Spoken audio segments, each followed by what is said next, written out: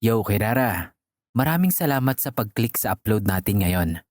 Bago natin simulan, paki-like mo naman ang video. Na-like mo na? Maraming salamat. Simulan na natin.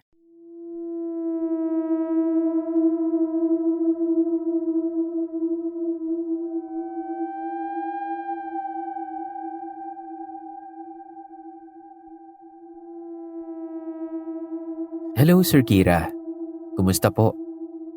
Kwento ko lang itong nangyari sa trabaho namin noon pang 2017. Tawagin mo na lang akong Carla. Sa call center ako nagtatrabaho noon. Pang-umaga ako nito. At nangyari din yung kababalaghan na yon noong umaga din yon. Maikli lang po itong kwento ko. Kaya sana mapansin at mapagbigyan niyo po. Tag-ulan nun. Kaya mas maaga akong umaalis sa bahay dahil ayaw na ayaw ko talaga na nalilate.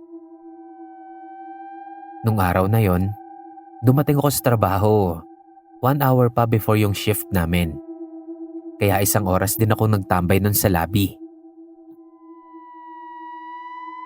Nagbabasa lang ako nun sa cellphone ko. Nung makita kong pumasok si Ate Jeng, nakatrabaho ko. Tatawagin ko sana siya para batiin. Pero seryoso kasi yung mukha niya. At para siyang nagmamadali. Kaya nanahimik na lang ako sa kinakaupuan ko. Sinundan ko siya ng tingin. Hinintay ko kung lilingon siya sa gawi ko. Pero hindi nangyari yon. Nagdiretso lang siya hanggang sa hindi ko na siya abot ng paningin ko. So hinayaan ko na lang yon. Nakalimutan ko din naman agad hanggang sa magsimula na nga ang trabaho namin. Nung lunch break, hindi agad ako tumayo sa upuan ko kasi saktong nakita kong nag-update yung bagong chapter na binabasa ko sa Wattpad. Nagtayuan na nun yung mga kasama kong palaging mag-lunch. Pero sabi ko sa kanila, mauna na sila dahil may gagawin pa ako. Pero ang totoo, gusto ko lang talagang basahin yung bagong update ng tahimik at mag-isa. Kaya pinauna ko na sila. Nung matapos ko nang basahin yung update, nagmamadali na ako agad na pumasok sa elevator. Nandun na kasi sa loob si Ate Jeng at tinihintay niya akong pumasok. Kaya naman nagmamadali na ako nun. Pagpasok ko, ako na rin ang pumindot ng button para magsara yung pinto ng elevator. Nilingon ko pa si ate, tas nginitian ko siya at nag-thank you. Ngumiti lang din siya sa akin pabalik, pero hindi siya nagsalita. Medyo na-awkwardan ako nun. Para bang hindi kami close, kahit na mas close naman talaga kami kaysa sa iba kong katrabaho. Hindi ako makapag-open nun ng topic. Ewan ko ba? Bakit kakaiba yung feeling ko nung time na yon? Pagdating namin sa baba, nauna na siyang lumabas sa akin. At ganun pa din. Nagmamadali pa rin yung lakad niya. Napaisip ako nun, bakit parang ang cold niya sa akin? Iniisip ko pa nun kung minagawa ba ako sa kanya at nagtampo siya. Pagdating ko sa table kung nasaan yung mga katim ko, nadinig ko na si Ate Jeng yung pinag-uusapan nila. At halos mamutla ako nung madinig kong pinaplano nilang pumunta sa ospital kung saan naka-admit si Ate Jeng. Tapos niyayapan nila ako. Tinanong ko kung bakit at kung anong nangyari kay ate. Ang sabi nila, 2 araw na daw palang nakaratay sa ospital si Ate Jeng kasi na-stroke daw ito. Hindi ko masabi no na nakita kong pumasok nung araw na yun si Ate Jeng at nakasabay ko pa nga sa elevator pababa. Tapos pag-akyat ulit namin, nasa lubong naman namin si TL. At ibinalita niya sa amin na namatay na raw nung umagang yun si ate. Hindi ko makapaniwala talaga nun. Kaya sinabi ko na sa kanila na nakita at nakasabay ko sa elevator si ate Kaya tigilan na nila ang panluloko sa akin. Pero seryoso talaga sila. Pati si TL, ipinakita na sa akin yung text ng asawa ni Ate Jeng. Nung gabing yon, sabay-sabay kaming nagpunta sa burol ni Ate Jeng. Hindi ko malimutan yung nasa elevator kami.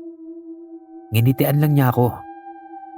Hindi ko alam, kaluluwa niya na lang pala yung nakasabay ko sa elevator.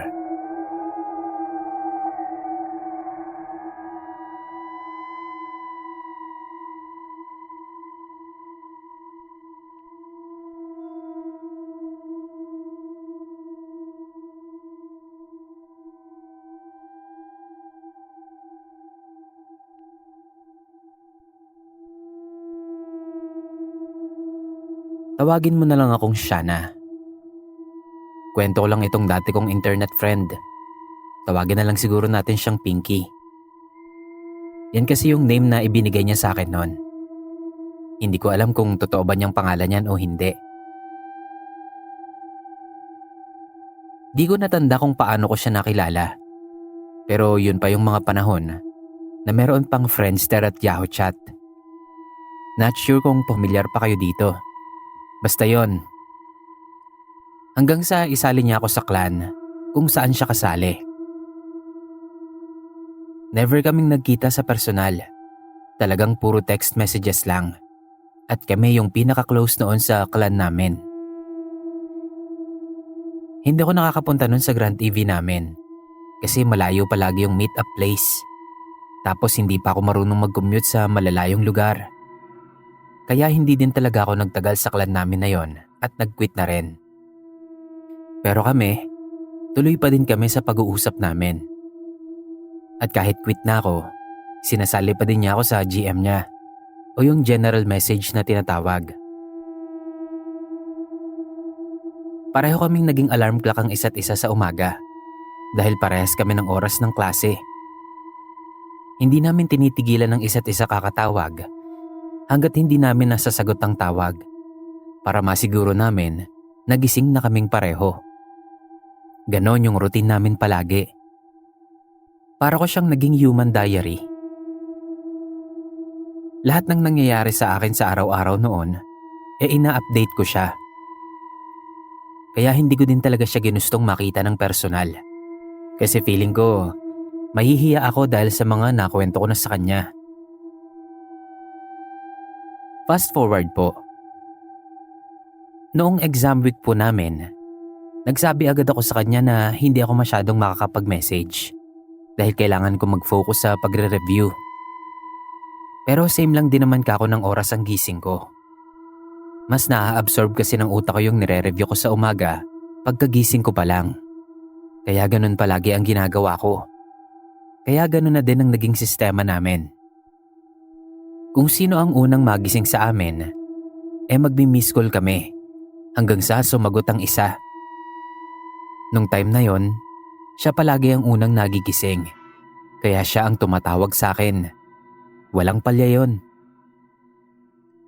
Sasagutin ko lang yung call niya, tapos mag-good morning, tapos end call na. Magsisimula na agad ako noon mag-review. Pero medyo nagtaka lang din ako. Kasi sa buong duration ng exam week ko, siya ang hindi nagme-message. Samantalang ang sabi ko lang sa kanya, hindi ako masyadong makakapag-message. Tapos siya, hindi talaga siya nagme-message sa akin. Naisip ko na lang na ayaw niya akong istorbohin nun. Kaya medyo nagtampo ko. Pero natapos na yung exam week ko, hindi pa rin siya nagte-text sa akin. Kahit yung tawag sa umaga, wala na. Kaya sumubok akong magtanong sa mga kaklan niya na kaklase niya kung bakit hindi na active si Pinky. Medyo matagal bago ako na-replyan. At talagang nagulat ako sa ibinalita nila. Wala na daw si Pinky. 5 days ago pa raw. Binaril daw sa ulo. Ang sabi, mistaken identity raw. Ang tagal kong nakatulala lang dun sa reply na yon. Ang tagal kong iniisip kung anong ire-reply ko sa sinabi niya. Tapos sa huli sabi ko, hindi ka ako magandang biro yun. Pero hindi daw talaga. Sinabi din niya na kinabukasan na ang libing ni Pinky. Hanggang ngayon talaga, Sir Kira, hindi ko alam kung paano kong natatawagan ni Pinky. Gayong patay na pala siya nung exam week ko. Hindi din makapaniwala yung ibang mga kaklan namin sa sinabi ko sa kanila na umaga akong tinatawagan ni Pinky para lang gisingin ako nung exam week ko. Hindi pa kasi uso yung mga touchscreen o yung mga Android nito, Sir Kira. Kaya walang screenshot. 1100 lang yung cellphone ko noon. Hanggang ngayon, naiisip at naaalala ko pa din siya. Nangihinayang din ako na hindi man lang kami nagkita kahit isang beses.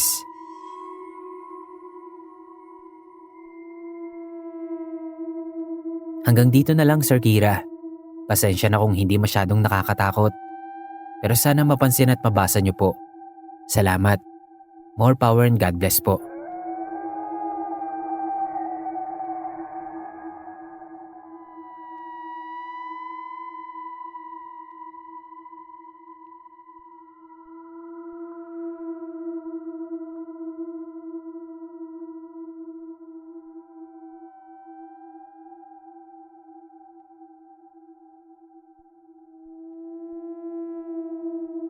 Hello po.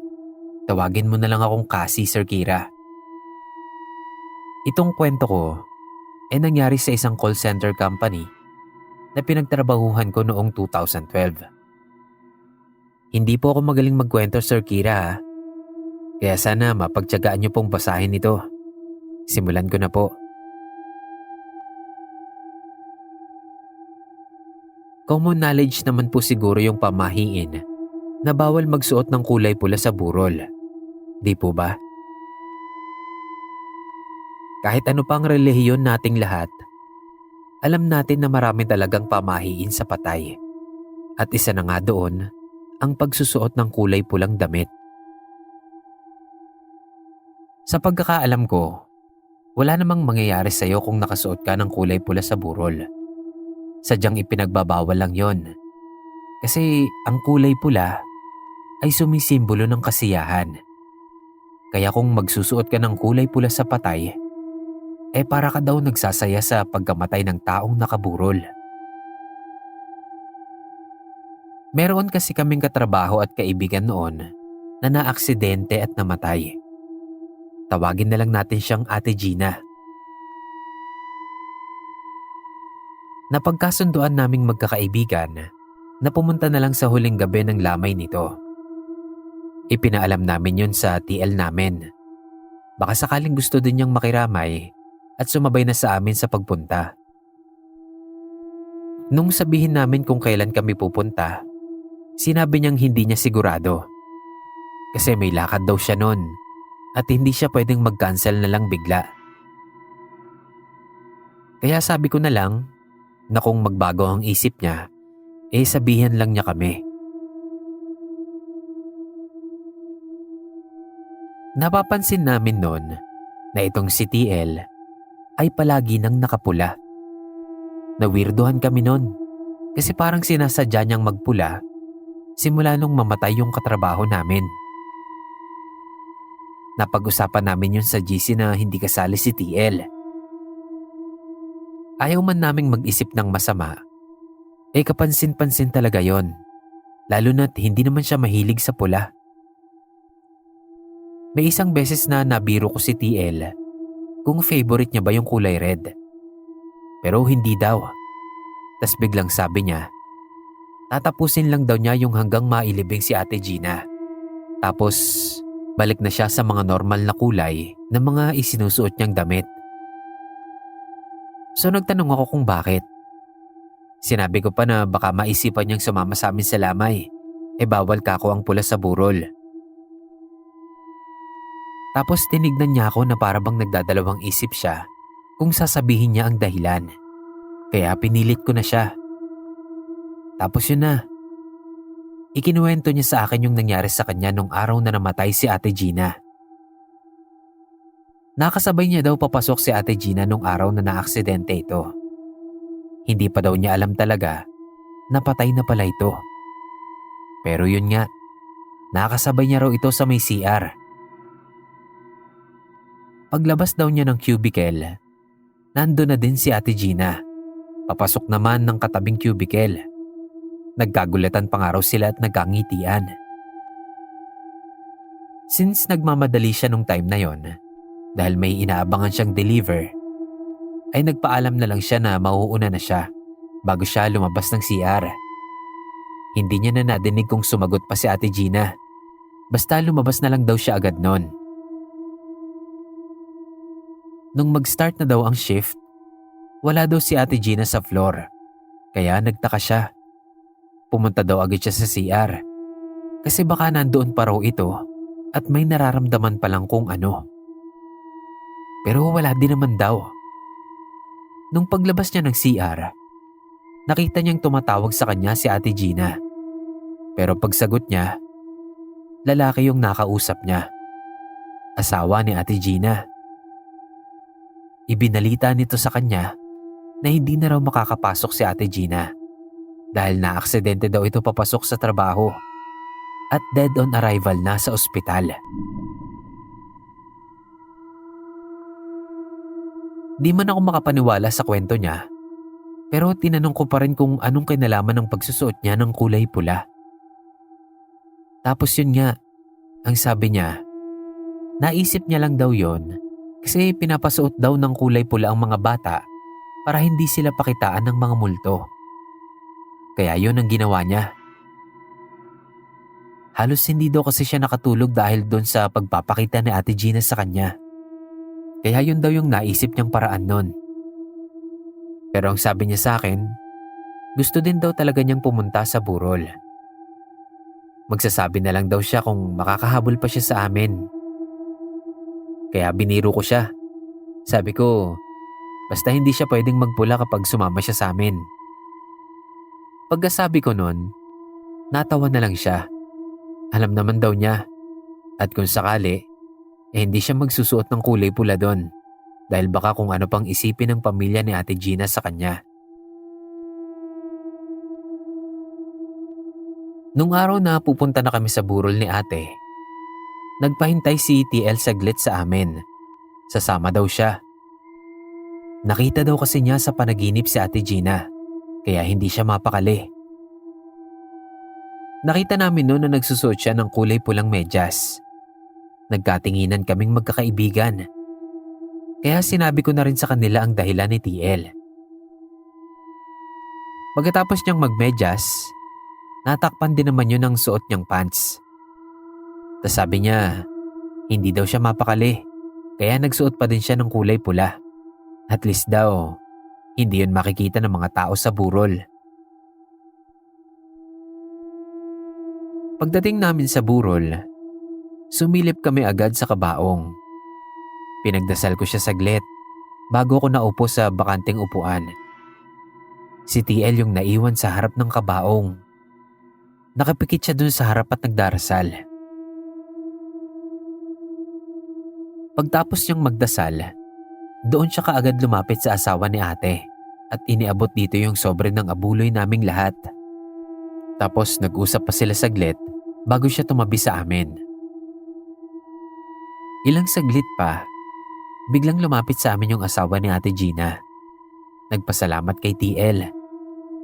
Tapos parang ang hindi makapaniwala si TL eh. Tinanong pa niya kung may nakita daw ba talaga ito doon sa mga gamit ni Ate Gina. At oo daw. Wala daw siyang kaalam-alam sa ipon na yon ni Ate Gina. Lalo pat hindi daw niya alam kung paano silang magsisimula ulit ng mga anak nila. Dahil si Ate Gina lang daw ang may trabaho sa kanilang dalawa at siya naman ang nasa bahay lang at nag-aasikaso ng mga anak nila. Buong stay yata namin doon ay iyak lang ng iyak sa kabaong ni Ate Gina ang asawa niya. Kaya hindi na din kami masyadong nagtagal nun. Sa 7-Eleven kami nagpagpag. Doon na din nagkwento si TL nung panaginip niya tungkol kay Ate Gina. Meron daw itong itinuturo sa kanya. At kahit hindi niya masyadong maintindihan yung panaginip na yon, ay sinubukan pa din niyang sabihin yon sa asawa nito. At hindi din talaga siya makapaniwala na may makikita talaga ang asawa nito sa mga gamit ni Ate Gina. Yun lang, Sir Kira. Sana po mabasa nyo. Salamat.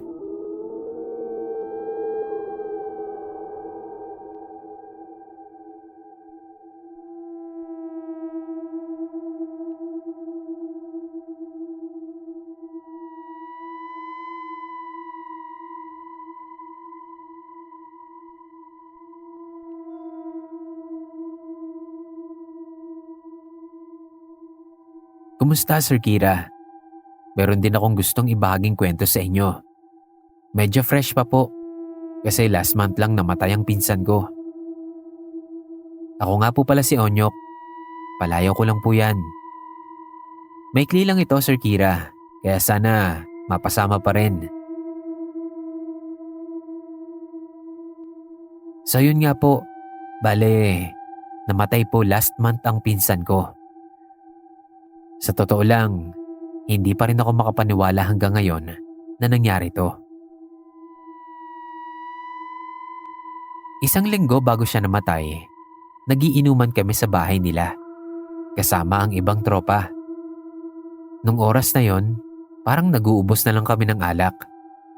Bukod kasi sa mag-aalauna na ng umaga, nauna na ding maubos ang kwento namin. Kaya tahimik na lang kami nun. Tapos bigla na lang, nagsalita itong si Glenn. Sabi niya, kapag daw namatay siya, gusto niya na dito siya sa bahay ibuburol. Ang lungkot daw kasi kapag doon sa mga viewing room ng punerarya. Tapos syempre kaming mga kasama niya, nag-react kung bakit bigla na lang yun ang topic na ini-open niya. Tapos natawa lang siya. Meron daw kasi siyang pinuntahang lamay ng katrabaho. Sobrang lungkot daw. Pagdating niya, walang katao-tao. Walang nakapunta. Tapos yung nagbabantay pa sa patay, mga tulog pa. Nalungkot siya para dun sa katrabaho niyang yon. Kahit paano daw kasi, nakaklose niya rin yun kahit saglit lang. Tapos nagkabiruan na lang kami at nagsabi ng mga sagot nila sa burol niya.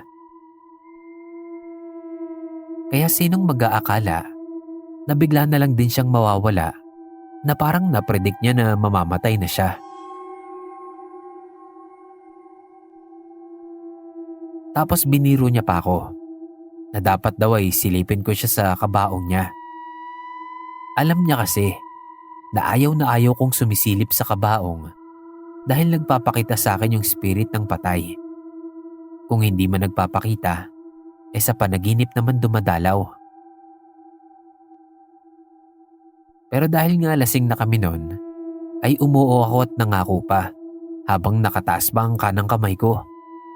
Nasisilipin ko siya sa kabaong niya gabi-gabi hanggang ilibing siya.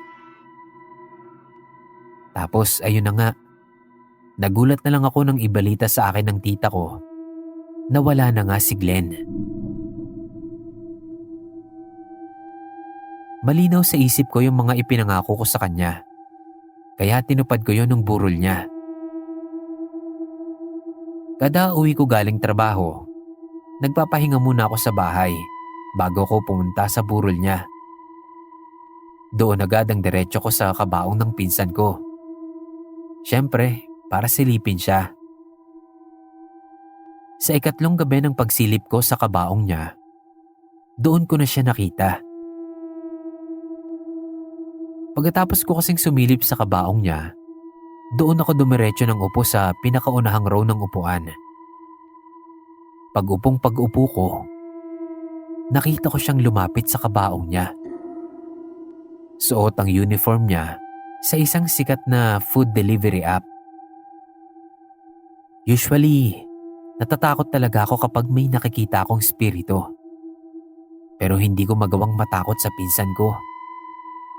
Kaya nung lumakad siya palabas at unti-unting nawala, naiyak na lang ako sa kinauupuan ko.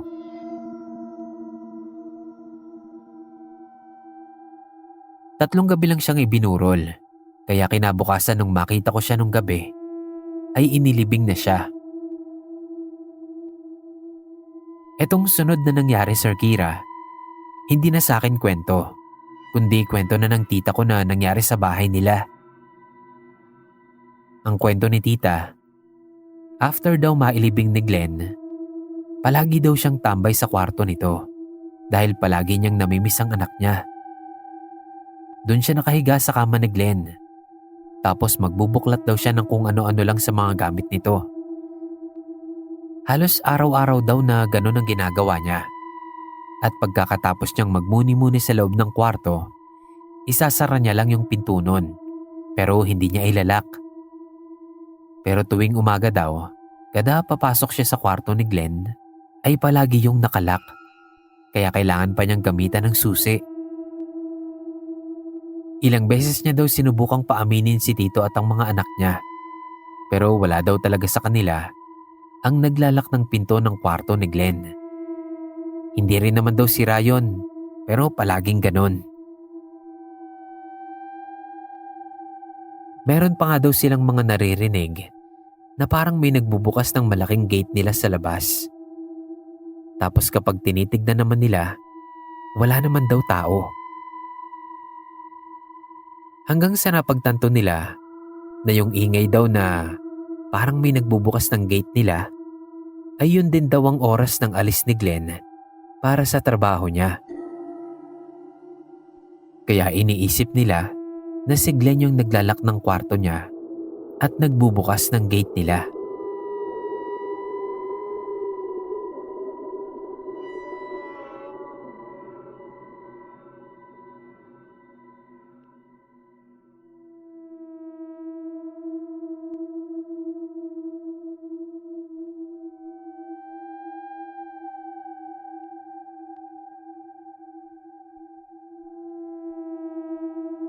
Hello, Sir Kira. Gusto ko din sanang mag-share ng kwento sa inyo. Kaso maikli lang ito. Kaya sana mapansin at mabasa nyo pa rin po. Tawagin nyo na lang po akong Aldrin. Nagtatrabaho po ako sa isang department store nang mangyari sa akin ito. Nung araw na to, hindi ko alam na huminto na pala ang relo na suot ko. Kaya na-overbreak ako nang hindi ko sinasadya. Nasa labas ako nakatambay, nagayosi. Maya-maya, biglang sumulpot sa tabi ko si Miguel. Taga-receiving siya at siya palagi ang naaabutan kong naka-assign doon sa tuwing may deliver ako ng stock ko. Kaya kahit paano, naging kaibigan ko na rin siya. Nanghiram siya sa akin ng lighter. Ibinigay ko naman. Napansin ko na agad yung oras sa relo niya kasi digital yon. At nagulat ako na overbreak na pala ako. Pagtingin ko sa relo ko, doon ko palang nalaman na huminto na pala yon. Pagkaabot ko tuloy ng lighter sa kanya, tumakbo na agad ako papasok para makapag-in na. Pagdating ko sa selling area, nagpaliwanag naman agad ako sa partner ko kung bakit na overbreak ako. Ang sama kasi ng tingin niya sa akin eh. Gutom na daw siya tapos ang tagal ko pang makabalik. Paalis na siya nung maalala kong hindi ko nga pala nakuha yung lighter kay Miguel. Kaya sinabi ko kay partner na kapag nakita niya si Miguel sa labas, ay kunin niya yung lighter ko at iwan na lang sa locker namin since iisa lang naman ang locker naming dalawa. Kaso yun nga, pagbalik niya galing break, sabi niya hindi daw niya nakita si Miguel. Kaya sinabi niya sa akin na ako na daw ang mag-receive ng deliver namin para makausap ko si Miguel. Pagdating ko sa warehouse, hinanap ko siya agad. Pero ibang staff yung nandun. Kaya naman ipinakisuyo ko na lang din sa kanya. Nasabihin sana kay Miguel na iwan na lang yung lighter ko sa guard sa employees entrance. Nakita kong nagtaka siya sa sinabi ko. Tas sabi niya, hindi ko daw ba alam? Hindi na makakapasok si Miguel dahil namatay daw nung umaga nung araw na yun mismo. Sabi ko, imposible. Hiniraman pa nga niya kako ako ng lighter kanina sa smoking area eh. Naka-uniform pa nga, kaya alam kong pumasok talaga. Napakunot pa yung noo niya. Itinuro niya yung whiteboard na nakasabit malapit sa table niya. Tapos itinuro niya yung picture ni Miguel. Tinanong niya ako kung yun daw ba yung Miguel na sinasabi ko. Sabi ko oo. Tapos inulit-ulit niya yung sinabi niya. Napatay na nga raw si Miguel nung umagang yun lang. Tinawagan daw siya ng kapatid ni Miguel para sabihin hindi na ito makakapasok. Bigla talaga akong nanlata nun sa sinabi niya. Inasikaso ko na lang yung deliver namin. Tapos ay bumalik na sa selling area. Pagka-out ko, nakita ko agad yung lighter ko sa table ng guard sa employees entrance. Tas tinanong ko agad si Kuyang Guard kung bakit nandun yun. Sabi niya, ipinaiwan daw ni Miguel. Tapos tinanong niya ako kung sa akin daw ba nga yun at kung ano daw ang pangalan ko para makonfirm niya kung sa akin nga. Ipinakita ko na lang sa kanya yung ID ko. Tas tinanong ko kung si Miguel ba talaga ang nagbigay nun sa kanya. Umuo si Kuyang Guard. Kaya ibinalita ko na din sa kanya na patay na si Miguel noong umaga pa. Ayaw pa nga niyang maniwala nung una. Eksakto, paut na din yung katrabaho ni Miguel sa receiving. Tapos siya na yung nag-confirm kay Kuyang Guard na wala na nga si Miguel.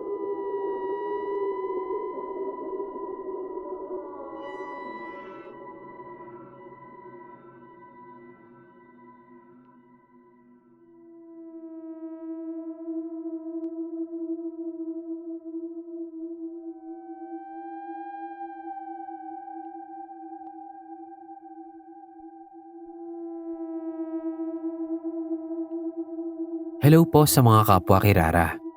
At syempre sa iyo, Boss Kira. Isa po ako sa mga masugid mong tagahintay kung kailan kasi sipaging mag-upload. Charot.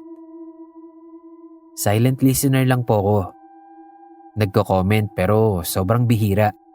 Pero laging auto-like po ako syempre. May gusto lang din po akong i-share na kwento. Pero hindi ko po ito kwento, kundi sa lola ko po na ikinuwento lang din sa amin ni Mama. Hindi po sa pagbubuhat ng bangko, Sir Kira at mga Kirara. Pero ang lahi po namin ay mga mestisa. Ang lola ko po kasi sa tuhod ay nakapangasawa ng sundalong Espanyol. Nagkaroon sila ng 4 na anak. At ang lola Ising po ay ang unika iha ng pamilya. Pero nung umuwi daw po sa bansa nila yung lolo ko sa tuhod, ay hindi na daw po ito bumalik.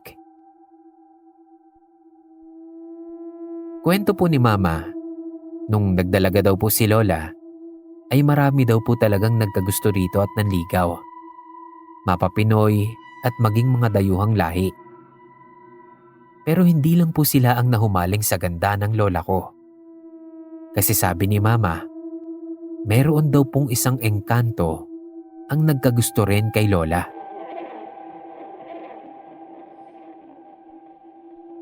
Isang araw daw po, bigla na lang hindi gumising si Lola sa pagkakatulog niya. Dumaan ang umaga, tanghali, hapon at gabi, ay hindi daw po talaga ito nagising. Kaya nag-alala ang pamilya niya. E tulad po ng ibang pamilya doon sa kanila noon, salat din po sila sa pera. Kaya imbis na sa ospital, ay sa manggagamot o sa albularyo po sila lumapit.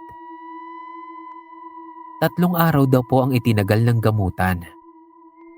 3 araw at gabing nag-orasyon ng albularyo sa bahay nila Lola. Ayon po sa albularyo, may engkanto daw pong nagkagusto kay Lola at isinama ito sa lugar nila. Sabi nito, kailangan daw pong marinig ng lola ko ang boses ng nanay niya na tinatawag siya para makuha ang pansin niya at para makabalik ito sa katawan niya. Sa ikatlong gabi po ng pagriritual nila, sa wakas ay nagising na rin po si Lola. Sumigaw daw po agad ito ng tubig at nauuhaw siya. Kaya naman agad po nila itong pinainom. Sobrang dami daw pong nainom ni Lola nun. Bago umalis ang albularyo, ay ginawa nito ng pangontra si Lola para daw hindi na makalapit ang engkanto kay Lola. Dinasalan at nilagyan niya rin po ng proteksyon ng buong bahay nila dahil sigurado daw po ang albularyo na babalikan pa nito si Lola at hindi ito titigil hanggat hindi siya nakukuha. Nung gabing yon, halos hindi sila natulog. Buong magdamag nilang binantayan si Lola. Kinabukasan, doon pa lang po nakapagkwento si Lola sa nangyari sa kanya. Kwento ni Lola, meron daw pong lalaking nagpakilala sa kanya habang naglalakad siya pa uwi galing sa palengke. Napakagandang lalaki daw nito. Mestizo, matangkad, at napakalamig ng boses. Samuel daw ang pangalan ng lalaki. At mula nga daw nung araw na yon, ay madalas na siyang dinadalaw ni Samuel sa panaginip. Nung una daw ay nag-uusap lang sila, hanggang sa inaaya na siya nito sa lugar nila.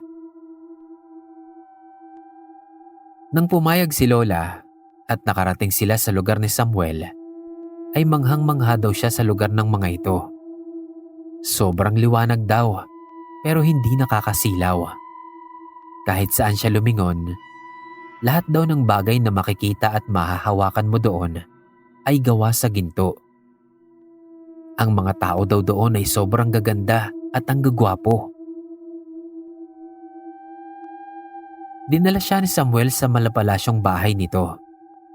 Naupo sila sa isang mahabang lamesa na punong-puno ng pagkain. Doon daw ay inalok siya ni Samuel na maging asawa nito at maging reyna ng kaharian niya. Hindi nakasagot agad si Lola kasi bata pa raw siya nun. Nasa mga 16 or 17 pa lang daw siya nung time na yon. Sabi ni Lola kay Samuel na kung gusto niyang manligaw ay hindi naman daw siya pipigilan, pero kailangan niyang magpaalam sa nanay at mga kuya niya.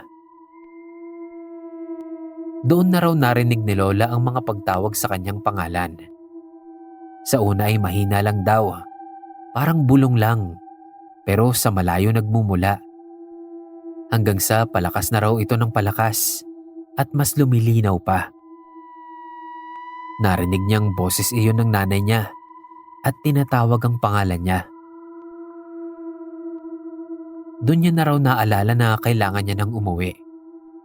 Pinigilan pa siya ni Samuel at ang sabi nito, wala raw siyang panahon para manligaw, kaya gusto niya na agad malaman ang sagot ni Lola. Pinapili pa raw siya nito. Merong inilapag na 2 plato sa harap niya. Isa ay may lamang parang suman na malagkit pero kulay itim. At ang isa naman daw ay suman din pero kulay puti naman. Ang sabi sa kanya ng lalaki, kung pumapayag daw siyang maging asawa ni Samuel, ay kainin niya ang kulay itim na suman. Pero kung hindi naman daw at gusto niya nang makauwi, ay puting suman naman daw ang kainin niya. Siyempre pa, pinili ni Lola ang kulay puting suman. Pero hindi niya na raw ito nakain. Dahil pagkahawak pa lang daw niya rito, ay bigla na siyang nagising sa tabi ng nanay niya.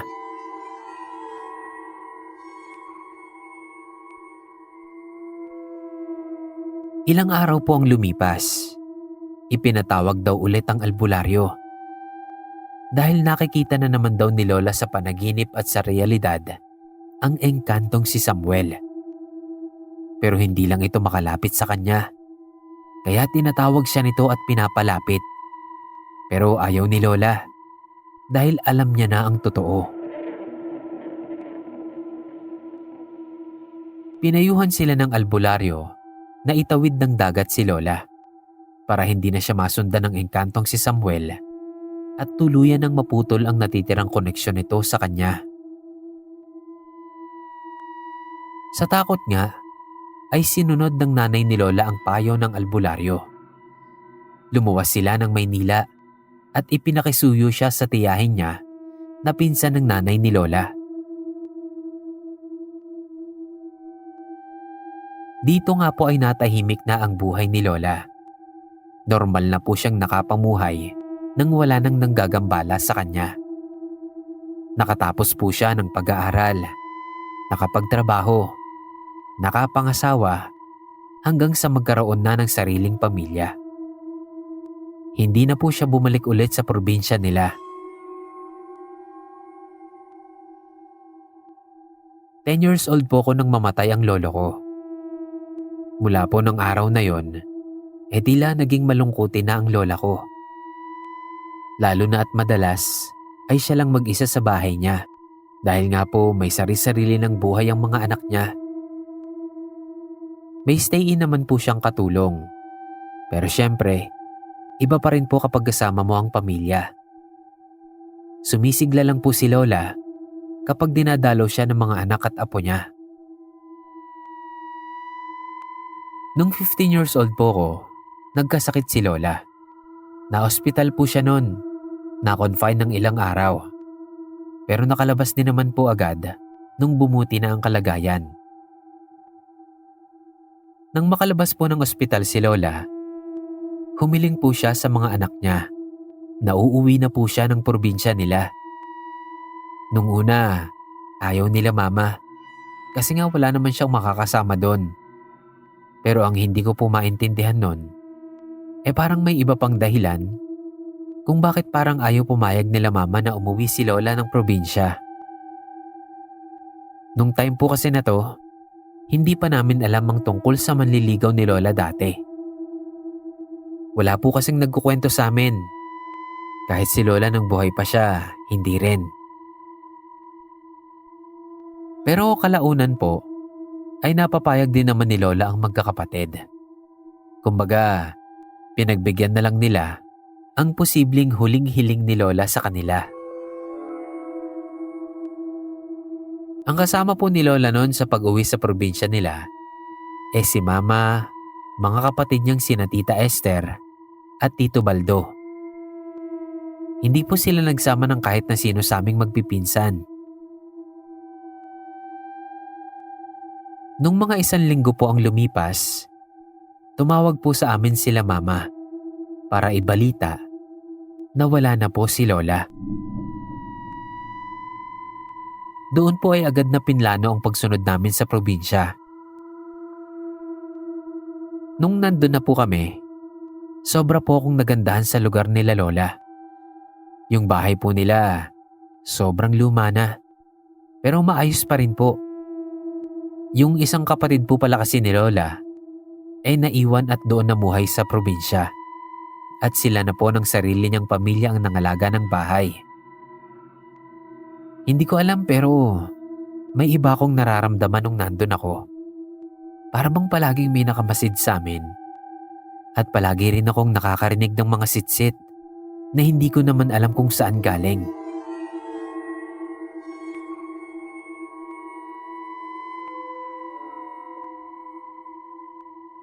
Nung mailibing na po si Lola, nagstay lang po kami doon ng 1 araw pa. Tapos umuwi na rin po kami. Nung makauwi na po kami, doon na po nagkwento sa amin si Mama sa kung ano at paano po namatay si Lola. Kasi parang ang bilis po nang nangyari eh. Malakas pa naman po si Lola bago sila umuwi ng probinsya. Tapos 1 linggo lang namatay na.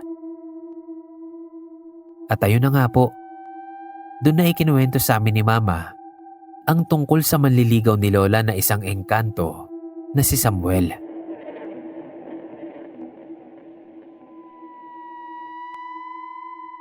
Kinabukasan pa lang daw po pagkadating nila doon, napansin na agad nila ang kakaibang kilos ni Lola. Minsan para daw itong may kinakausap sa labas. Parang bigla din daw pong sumigla si Lola. Pero 3 araw daw po bago namatay si Lola, napansin nila na ang dalas ng magtutulog ni Lola. Sa umaga rin, palaging late na ito kung gumising. Hindi na rin daw masyadong nagkakakain. Mas madalas pa nga raw itong matulog. Hanggang nung huling araw nga, ay bigla na lang daw pong hindi gumising si Lola. Sabi ni Mama, ang hinala daw po nilang magkakapatid ay baka sumama na si Lola kay Samuel.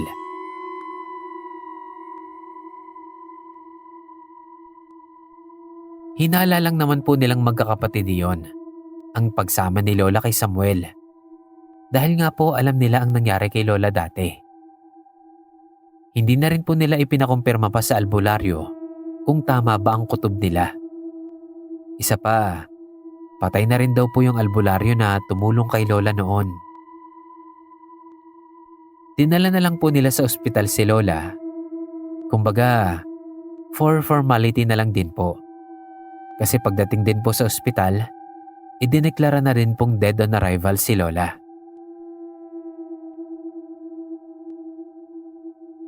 33 na po ako ngayon, Sir Kira, at may sarili na ring pamilya. Pero hanggang ngayon, palagi ko pa rin naaalala ang kwento ng aking lola. Nakaka-amaze po, na nakakatakot siguro, at nakakalungkot din at the same time.